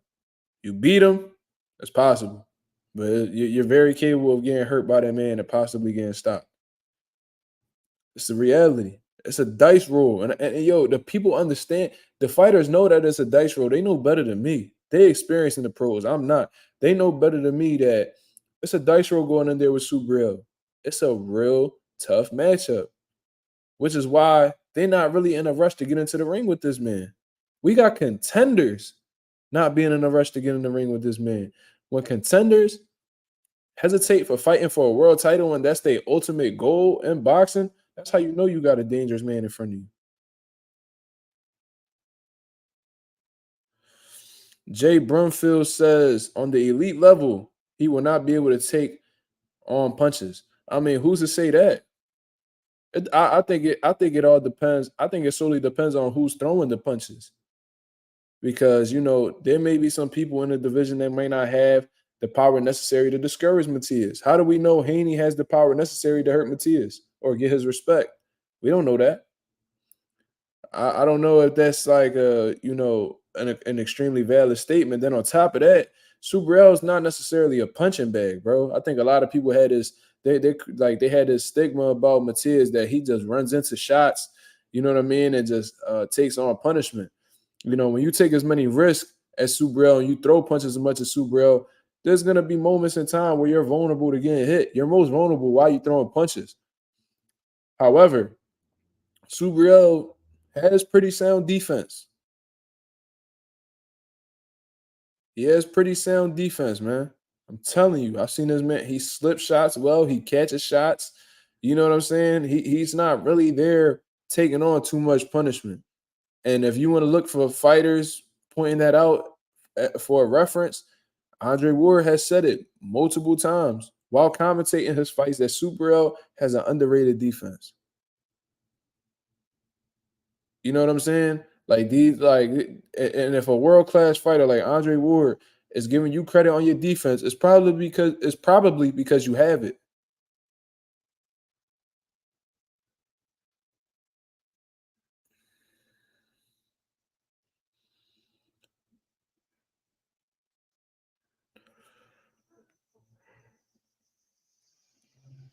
It said Matias like Jason Voorhees. That's a fact. Definitely his Michael Myers shit. A boxer puncher will be the one to beat Matias. So based off of that logic, do you think that Devin Haney will lose to Matias? Because he's not a puncher. He's a boxer. He's not a puncher, though. I think a mover is somebody who has any type of movement and resilience in the ring. See, this is what it's going to take to be super real, bro. I'm going to tell y'all something. You got to be able to move, right? You got to have your legs ready to move for 12 straight rounds. On top of that, you got to have some sort of respectable power. Got to have some sort of respectable power. And you're gonna be able. You got to have a level of durability to you because it's not gonna be like Superl is gonna get to you eventually. He's gonna have a moment where he might hit you with a big shot. Are you able to take that big shot? Are you able to endure that big shot? Are you able to maintain your focus, your stamina, everything that you need in the fight? Are you able to keep that after he lands these shots on you? You know what I'm saying? And to have all of those qualities at the same time, you're gonna have to be an elite level fighter to do so. Only top guys can be Superl Matias. It will have to be a special talent, a special talent. So if you're talking about Gervonta Davis, it's possible. He's a special talent. Devin Haney is possible. He's a special talent.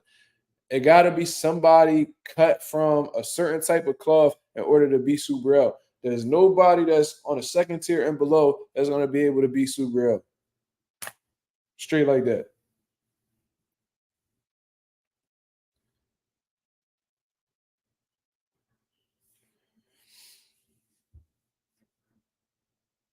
Bro, and this is the thing. Like you mentioning this right here. I've seen Andre Ward hurt by C-level fighters.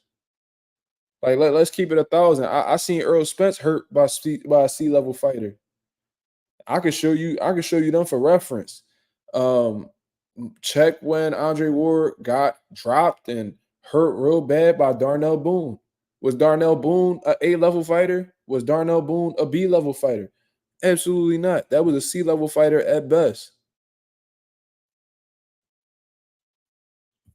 I seen Earl Spence rocked, hurt against somebody named Emmanuel Larte, who trained with my dad for a little bit of time. Let me see if that's his name. Let me make sure I got that correct. Emmanuel Larte. Yeah, that's his name. Emmanuel Larte from Ghana. He fought Errol Spence. Errol Spence beat him, but he had gotten hurt by him.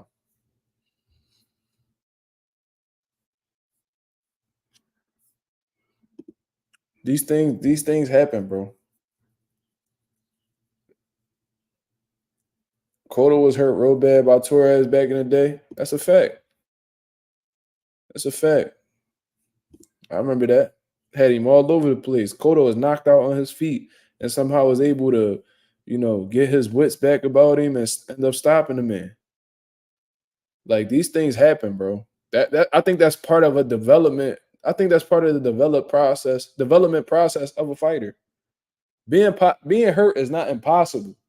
Devin Haney was hurt real bad by Jorge Linares, who been on a decline. Prior to the Devin Haney fight. That man been a shell of himself. You know what I'm saying? So, like, these things happen. It's just what do you do afterwards? Subra Matias got hurt by that man. He lost to that man. But what he do? He revenged that loss. He came back, fought that man, and stopped him. Came back and stopped him. That's what you're supposed to do. That's what really shows that you really about the shit that you're talking about. You don't duck no smoke because there's fighters like Vasil Lomachenko that lose fights and they don't try to and they don't do what's necessary to get their lick back.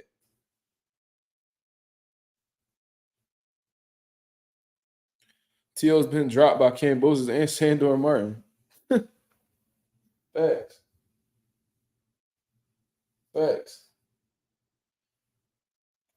And this ain't even really me like defending like Subriel at all, but it's like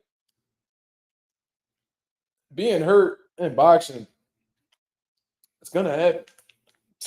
Like, I don't know how else to say it. Like, it's gonna happen.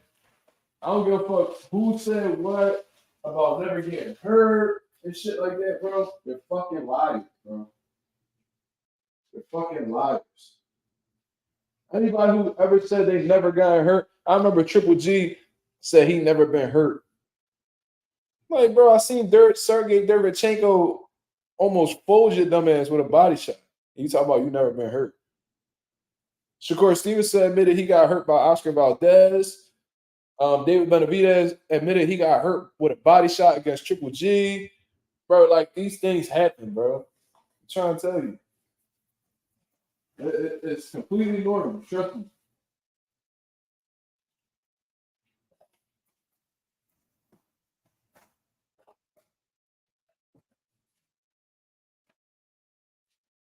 These dudes be acting like they fucking superheroes and they got some type of invincibility to them.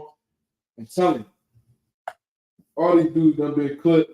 All these dudes, there's dudes that you think Superman done been knocked out of sparring. I don't know if it's true. But I heard Javantes done got stopped in sparring a few times. I don't know if it's true.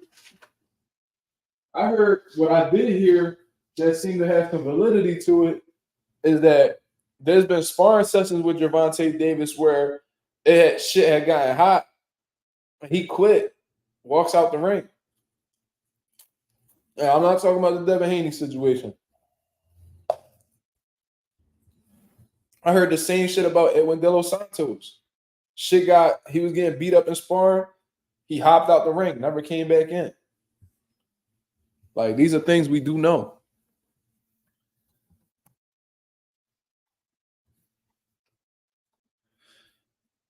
You sound like Floyd, Jay. It's a blueprint to beat that man. There's a blueprint to beat everybody. People think because they undefeated, there's like not a blueprint to beat them. There's a blueprint on how to beat Floyd. There's a blueprint on how to beat Andre Ward. Everybody is beatable. Now, are you able to execute it? That's a different subject. Do you have anybody could be beat. It's just a matter of if the motherfucker in front of them is able or capable of doing so. That's a different discussion. There's a blueprint on how to beat everybody. Ain't nobody invincible out here.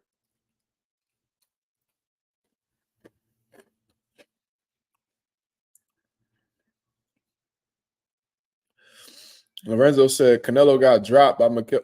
Yo, bro, that's another great point, bro. The one time that we actually seen Canelo Alvarez in trouble, it was against a C-level fighter. Like, bro, Jose Miguel Cotto, bro. Jose Miguel Cotto. Bro, got his shit wobbled bad.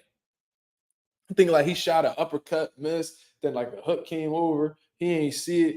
Did the little chicken dance. Jose Miguel Cotto walked to him, threw some combinations. I mean, hitting with some big shit. Then Canelo's walking to him, and his legs are completely gone.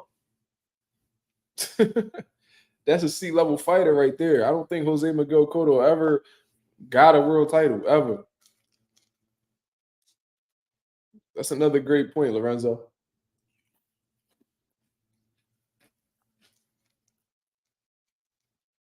Clip Hitchens said he didn't get hurt once on Saturday. He's a fucking liar.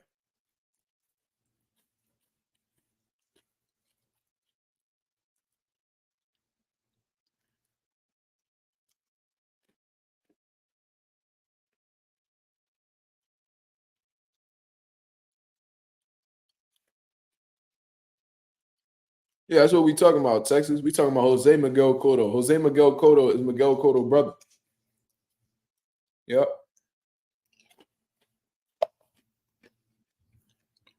Of course, I think it was Joe Smith Jr. that rocked Bivol, hitting with a big shot when the bell rung.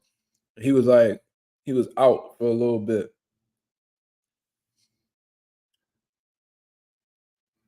Yeah, he was close. That was a young Canelo too. So that would have been a bad John if he would have lost. But yeah, man.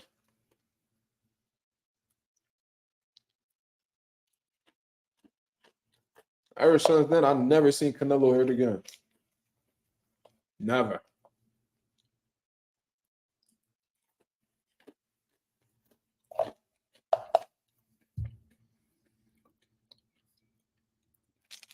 I seen Canelo beat up. I ain't never seen him hurt again after that.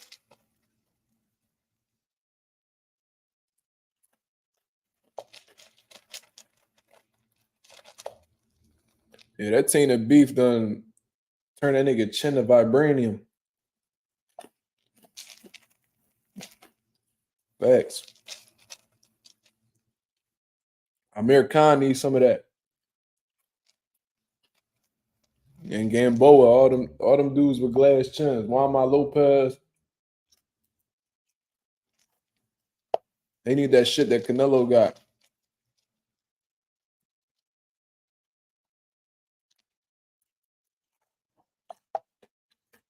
Yo, this dude is like a big, like Matias critic.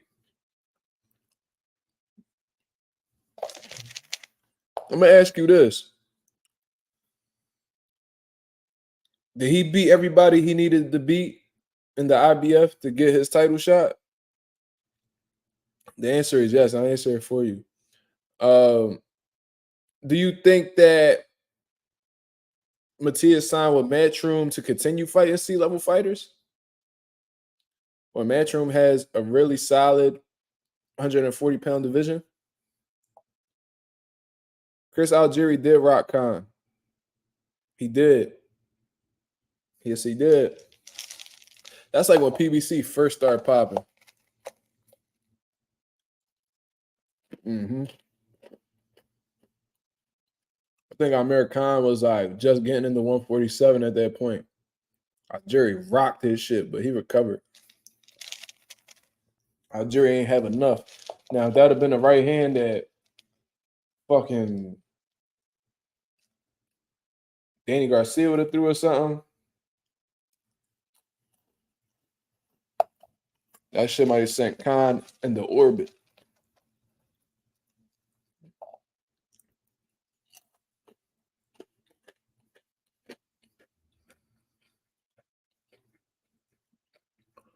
Yeah, Burt Cooper was a journeyman. He was from Philly too. He was a tough motherfucker though, man. That was a tough dude.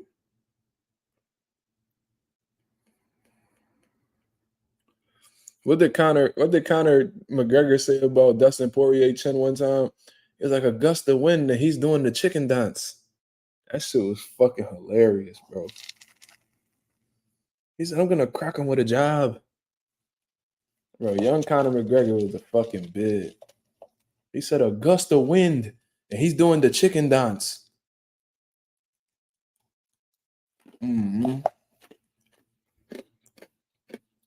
That shit was the bid. Young Conor was a funny motherfucker, bro. A hypothetical thought. Imagine a band was a 135 to 140. I don't know, man. Bam is a talented motherfucker, bro. I wish he was a bigger guy.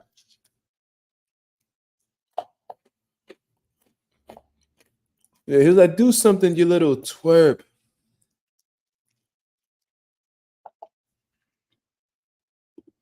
A Sing, shout out to a Sing in the building, man. I hope you're doing well. He says, Mazuma, who in your opinion is someone we could see fighting Boots? Because this is outrageous how he's still not back. Now, I spoke on this just a little bit ago, and I actually put out a video earlier today on who possible opponents could be. And I really drawed it down to two options, but I guess I put out that video a little too early because the two options that I had put was Mario Barrios and Conor Benn. But Mario Barrios, it just got announced that he's fighting MarkMazum's little brother on the undercard of Canelo Alvarez versus Jaime Munguia. So it seems like at this point in time, Mario Barrios isn't an option. So I guess it really comes down to Conor Benn. Now, is Eddie Hearn going to give Jaron Ennis, who is a complete free agent, the opportunity to go after one of his most popular fighters in his stable with no strings attached? I don't know. Cody Crawley, he put in a petition to be the IBF mandatory. They granted him that. But all of a sudden, now he's in a purse bid with the WBC to do a title eliminator. So it seems like Cody Crawley is pretty indecisive as of right now. He don't really know what he wants. So I don't know. I don't know who I can see Boots fighting next. I mean, preferably, I would love to see him fight Conor Benn. But I don't know if Eddie Hearn is really ready to cash out Conor Benn yet, because he knows in the back of his head that Conor Benn can't beat Boots. You know what I mean? So it's going to be a situation where, it might have to be worth it financially in order to cash Conor Benn out. That man has put thousands of dollars up into building this man's career, hundreds of thousands of dollars. You know what I mean? In order to build up this man's career. Is he ultimately going to cash it out against Boots, who's not the biggest draw in boxing yet? I feel like it got to make a lot of sense financially to, make Eddie Hearn consider it.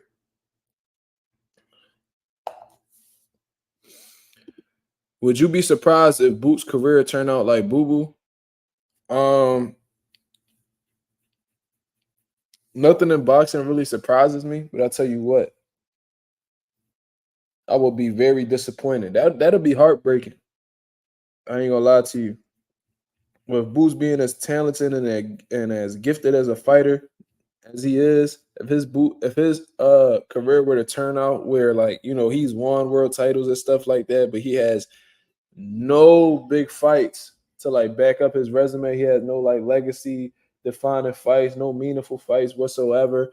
And then the one big fight he takes, he's at a major disadvantage and he loses in dramatic fashion. Bro, that'll suck, bro. But I think that he'll make the right choices, man. I think that Boots is gonna end up being that guy.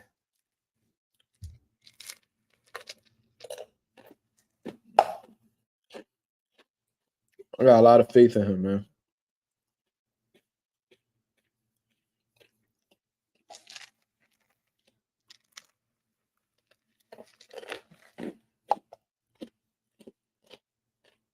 I ain't gonna lie to y'all. If I was Boots personally, I'd keep fighting bums.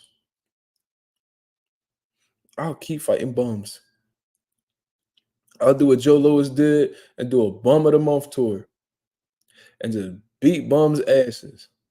Because these top motherfuckers ain't giving me no fights. You know what I mean? They don't want to look in my direction. So what I'm going to keep doing? I'm going to stay active. I ain't about to sit on my ass and hope somebody fight me. Shit, I take a little bread here, a little bread here, knock off this bum, go on, knock out this bum, go on. Bro, I swear to God, bro, I will build my record up with straight turkeys. And it's not because I'm ducking anybody. It's because they ducking me. And I got to feed my family. I got to stay relevant. I got to stay sharp. You know what I'm saying? So, what the fuck I'm supposed to do? I'm not about to just sit here and, chill on the couch with cookie crumbs on my chest, just hoping somebody give me a call so I can start camp. Fuck all that. I'm tripping.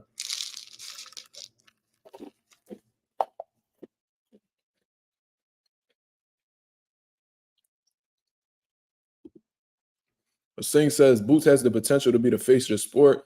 I think he's the most gifted guy we've seen in a while. I agree with you wholeheartedly. Wholeheartedly.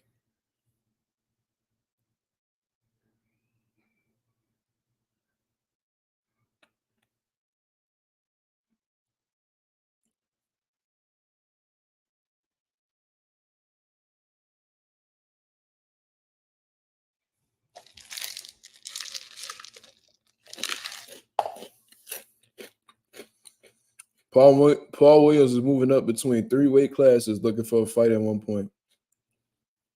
I remember that. Deep in them HBO days, I remember that. Silks Bando says Boots need to go slap all the big names at 147 and make them have no choice. Talking about test their pride. I don't think you want to do that with Bud because he come from like a wrestling background. He might snap somebody's neck. I don't think that's something to be done.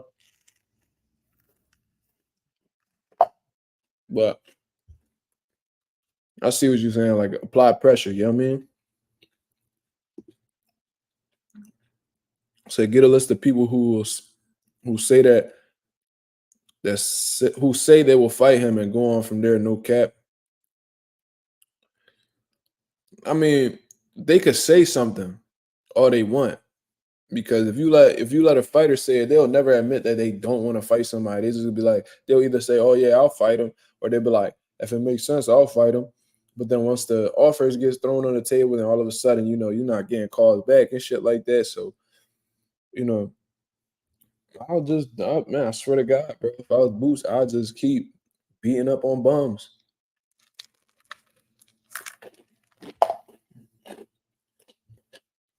Staying sharp, staying in the mix until somebody feel like stepping up and giving me a motherfucking opportunity. I'm not about to sit here and just let my career go down the drain, bro. You get older every day. Texas says go publicly and disrespect them. Boo's not a disrespectful dude, though, man. I don't think he gonna act out of his skin to get an opportunity. I don't know if he gonna compromise who he is to try to get some attention.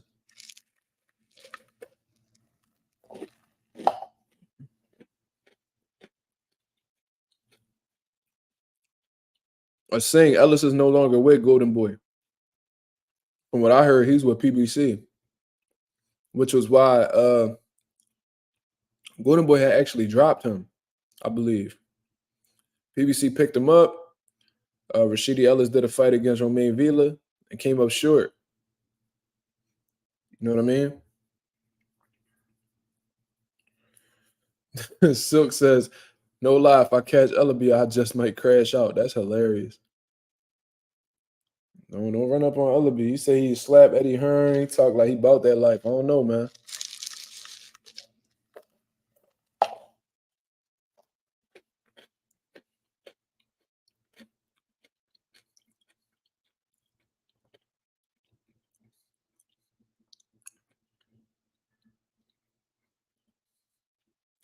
I don't know, man. I don't know. I just hope that Boots really get that figured out because that's an unfortunate situation, man. And to see him like inactive as it is already, it's sad, bro. Boots should be fighting 3 to 4 times a year, hands down.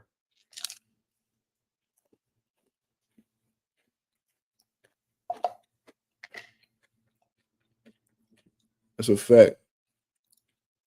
That'll be a cancer to boxing. That's a fact. GA made Zay says, Yo, Mazuma, how old are you, bro? You look young as hell. I'm 26.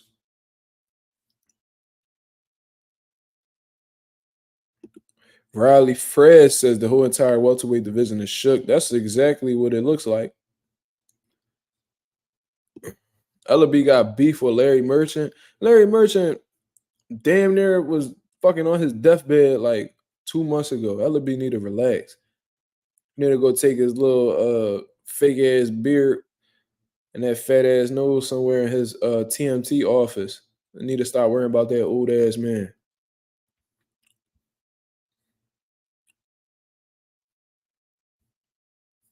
The fuck out of here. I seen Larry Merchant on TMZ the other day talking about he had to go to the hospital and shit like that. That dude coughed too hard. It's a wrap. Leave that man alone. You still holding on to shit that happened back in the HBO days. How long HBO been gone from boxing? Relax. If you don't fuck with him, don't fuck with him. You ain't need to be beefing with that old ass man.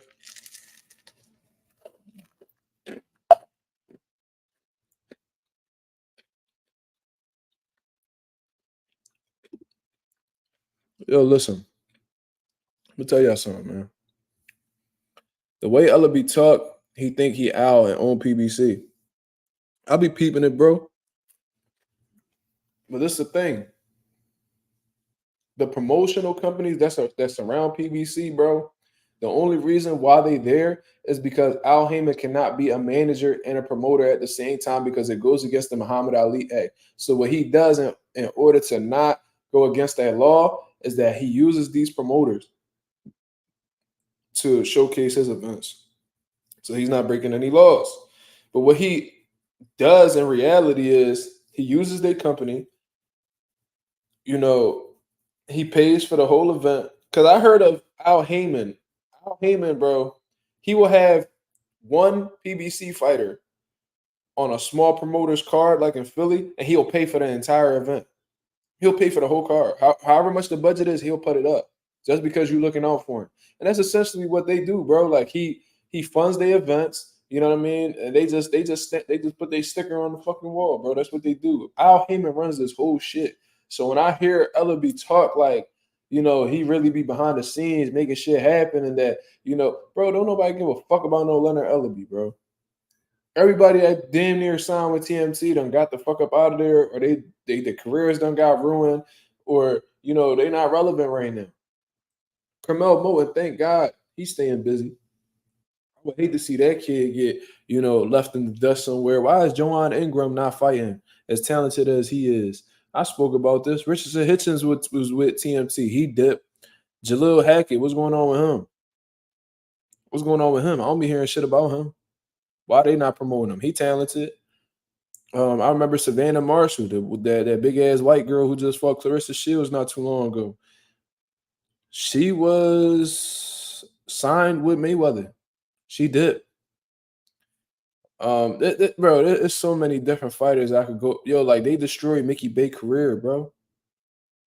Like these dudes, bro, like they not these guys that they pretend to be, bro. Leonard Ellaby be sitting there with them dumbass red tinted glasses and shit like that. Yeah, I bet y'all didn't even know that. Savannah Marshall was with Mayweather Promotions. Y'all don't believe me? Go look up Savannah Marshall, Floyd Mayweather on YouTube. It'll show. I promise you that.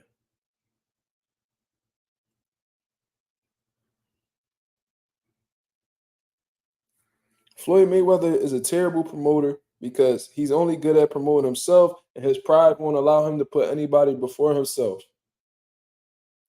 So what the fuck would he look like promoting you? He promoted strip clubs better than his fighters. I ain't see this man not put up not one post promoting Carmel Moten's next fight. You know what I mean? PBC been posting, they've been doing their thing, but Floyd Mayweather traveling all around the world. This motherfucker still got an iPod. You know what I'm saying? All that motherfucking money is still out of touch with what's trendy and shit. This boy got a tight ass TMC tracksuit on in fucking Uruguay somewhere. Meanwhile, and posting about his strip club girl collection on Instagram. Meanwhile, his boy Carmel Moten over there, putting on for his promotional company.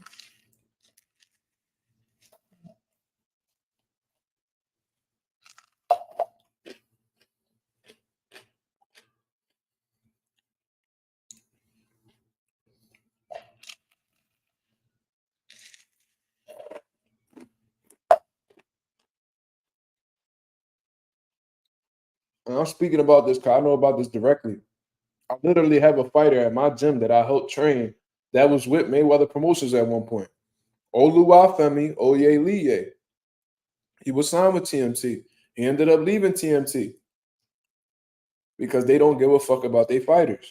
But Leonard Ellaby be sitting around acting like he know the business so fucking well, and he's family, and we all under the same umbrella. Man, stop it, bro. Y'all little niggas, man. Y'all pawns on Al Heyman chessboard. Trust me. Y'all nobody significant. Without Al, y'all niggas not doing shit. Leonard Ellaby was the man that used to rub the ice packs on Floyd Mayweather's neck.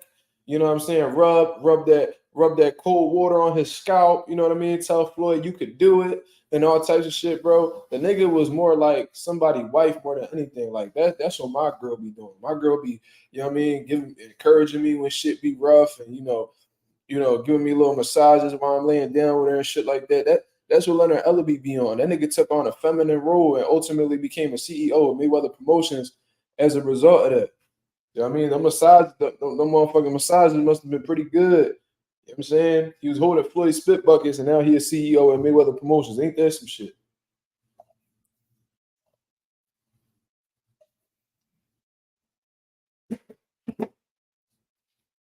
Fuck Leonard Ellaby know about promoting the fight.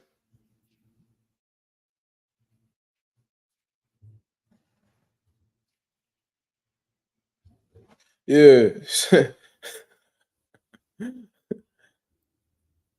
Hold on. Leonard is a Hall of Fame cheerleader. All the badges too. That's hilarious. Yeah, feminine rule, bro. When you be like, yeah, man. You talking to your girl and shit like, yeah, man, I gotta do this tomorrow, and then I don't know how this shit gonna work out because of this shit, and she be like, no, you good. You know what I'm saying? You gonna do all right, man. Like, don't worry about it, babe. Blah, blah, blah. That's what Leonard Ellaby is. He do that.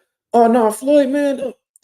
Floyd, man, you could be anybody in the world, man. Man, Floyd, let me tell you something, man. Like I ain't never seen nobody as fast as you, man. Don't even worry about it, man. You doing great, man.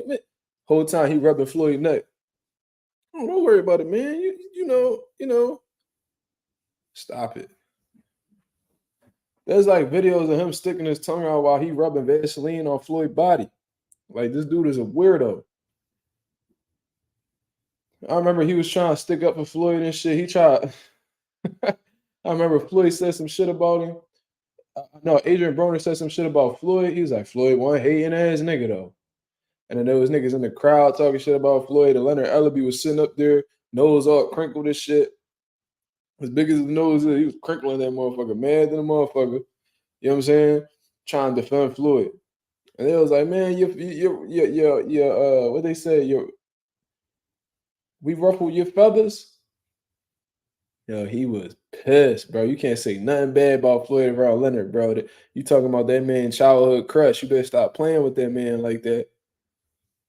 You know what I mean? That man that held Floyd's fucking stank ass gym bag for like 8 years before he could be in position. Y'all better stop talking about his man like that. The fuck wrong with you? That nigga used to drain that motherfucker used to drain the sweat off Floyd's socks. You better stop playing with him.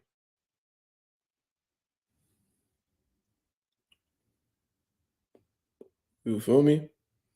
But all right, y'all. I'm gonna get up out of here, man. You know what I mean? It's currently 1 on the dot, 1 in the morning here in Philadelphia, man. I definitely need to get me some rest because my son's sleep in the other room. And he typically wake up at 7 on the dot. So that's only gonna leave me with like 6 hours of sleep. You know what I mean? So I'm gonna just catch up on that, man. I appreciate everybody that was in the building. We had some pretty good viewership today, man. So I guess the notifications did get sent out after all. You know what I mean? Which I'm pretty thankful for. But if y'all don't have the post notifications on, man, please do so. You know what I'm saying? How do I feel about Andrew Tate? I'm gonna answer that. And I'm gonna get up out of here. I think that he makes some valid points at times. I think he's an intelligent dude, but just like anybody else in life, man, you agree with some things, you disagree with other things. But he a pretty entertaining dude. He got a different perspective. You know what I mean? I don't really watch him too much. You know, I'm more of a. I really like to tune in to Dr. Umar. You know what I mean? I like to watch Dr. Umar. When Kevin Samuels was alive, I used to watch him every day and stuff like that, man. I really I like to study those guys. I like to listen to their viewpoint on things and just educate myself. I don't really watch Andrew Tate all like that. You know what I mean? I just seen little certain things from him and stuff like that. But yeah, that's what I overall think about him. He makes some good points here. Funny dude, entertaining. But obviously he got some things that he says that I'm not completely in agreement with. But that's just about anybody. I have never met anybody I agree with 100% of the time anyway. But yeah, long live Kevin Samuels, man. That was a different dude right there. One of the most intelligent people I ever heard speak in life. You know what I mean? But all right, y'all. That's my live for the day, man. Hit the like button on the way out. It is very much appreciated what you guys been doing for the channel on the road to 2K, man. We about to hit that 1900 mark. Shout out to the nation and the mob for making that possible. Y'all have a blessed night. I'm out of here, man. Peace.